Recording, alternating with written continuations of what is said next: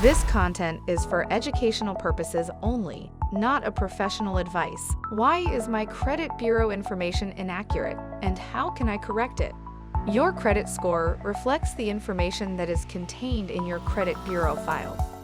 It might get affected negatively if that information is wrong, so it's important to review your entire credit bureau report from time to time, or even subscribe to some monitoring services offered by banks or other providers that will alert you immediately if something significant changes in your file.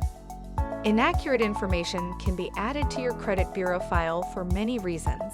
Your personal information, such as name or address, might not have been captured well or might not be up to date.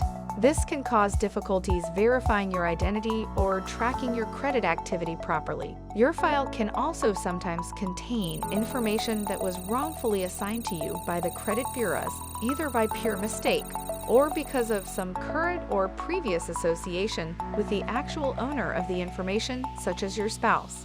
Lastly, if you are a victim of an identity theft, you should very closely monitor the information on your file, because the perpetrator may at any time open financial accounts in your name that will be automatically reported on your file. You can usually correct any wrong information on your file by opening a dispute online with the credit bureau company that collected the information.